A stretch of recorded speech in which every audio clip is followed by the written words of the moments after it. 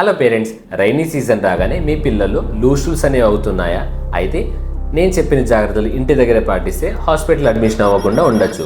ఒకవేళ మీ బేబీకి loose shoes అవుతుంటే ఇంటి దగ్గరే రీహైడ్రేషన్ చేయడం. ఒకటి ORS లిక్విడ్ ఫామ్ లేదా పౌడర్ ఫామ్.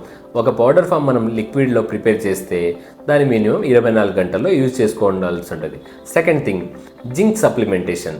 ఒకవేళ 6 నెలల కన్నా తక్కువ ఉంటే 10 mg, ఒకవేళ 6 నెలల కన్నా ఎక్కువగా ఉంటే 20 mg. ఈ జింక్ అనేది 10 నుంచి 14 రోజులు ఇవ్వాల్సి ఉంటుంది. ఎందుకంటే జింక్ అనేది మన గట్ ఎపిథెలియం ఏదైతే డ్యామేజ్ ఉంటుందో దాని హీలింగ్కి హెల్ప్ చేస్తుంది మరియు డయేరియా యొక్క డ్యూరేషన్ మరియు సివియారిటీని తగ్గిస్తుంది. ఇలా కాకుండా నెక్స్ట్ 2-3 నెలల్లో డయేరియల్ ఎపిసోడ్స్ రాకుండా కాపాడుతుంది.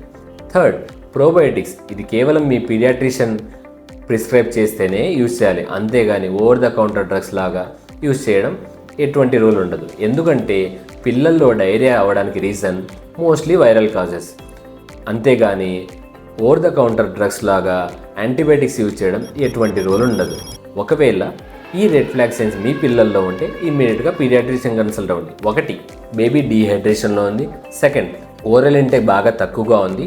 థర్డ్, యూరిన్ ఫ్రీక్వెన్సీ చాలా తక్కువగా చేస్తూ ఉంది. ఫోర్త్, మోషన్లో బ్లడ్ కానీ మ్యూకస్ కానీ వస్తుంది.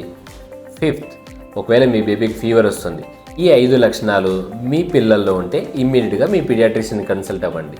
Thank you. Follow our channel for more updates.